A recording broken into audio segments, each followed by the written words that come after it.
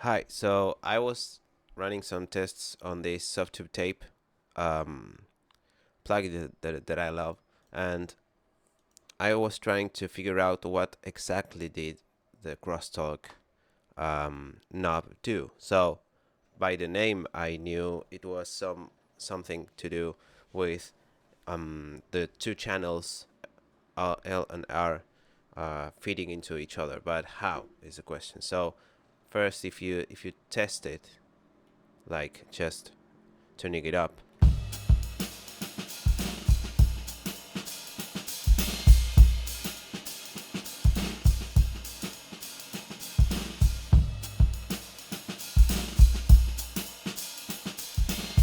What I could hear is kind of a some stuff making some stuff going more mono, and also a bit of like body or something happening in the lows and the highs.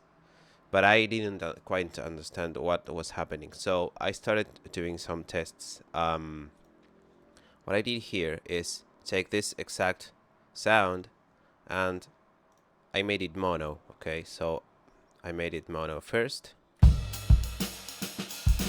Then I sent it to the tape, but to the left channel of the tape.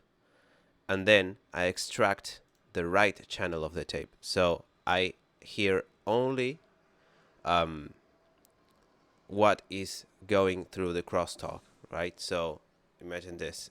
Into the tape, this sound is going into only the left channel, and the right channel is empty, just silence. So but then when I turn up the knob, the crosstalk knob, some of the left channel bleeds into the right channel, and we are hearing the output of the right channel here.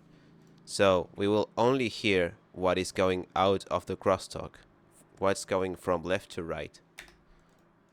At start, nothing is going through. So when I turn this up, oh, and you can hear it now. So you can monitor, you can watch these 2 meters with the crosstalk off. You can see it's only the left channel, as I said before, and when you turn this up, it starts appearing in the right channel. And here we are listening only to the right channel. So now, what's the quality of this sound? What's going on? So what I can hear right now is super boost in the lows and the highs, and not much in the mids. So what I could see is that or think is that the crosstalk is not linear, but it's actually like a like EQ'd version, we'll say, of the sound. So the crosstalk has that shape compared to the original.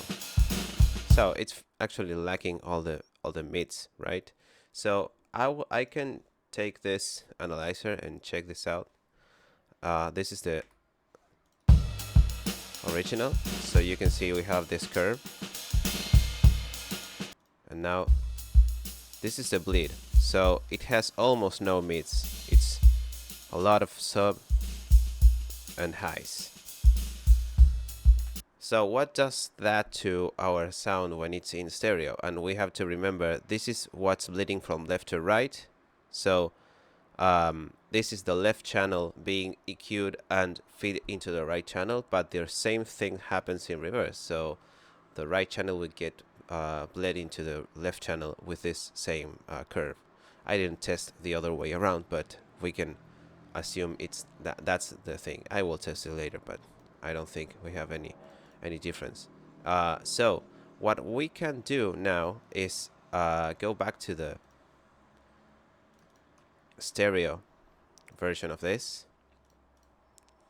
Okay, and we can watch here. So what I assumed when looking into this is that if we are feeding some of the lows and some of the highs of one channel into the other, but not the mids, what does that mean? So if we were to feed the whole linear signal from left to right and from right to left, what we are doing is doing a mono up mix, right? Down mix, a mono up down mix. So that's the result of that. 100% of bleed of linear bleed would be just mono, but in this case it's not linear. It has more of lows and highs. So what I was thinking is, okay, the lows are being reduced to mono and the highs are being reduced to mono, but not the mids. So let's try.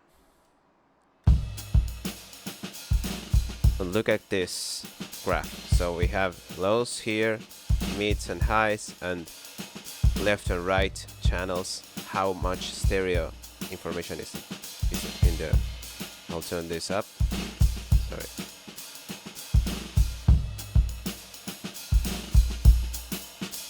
And look, the highs, well, the lows were already mono, but the highs are now being squashed into mono. Without, more stereo in the highs, with more mono.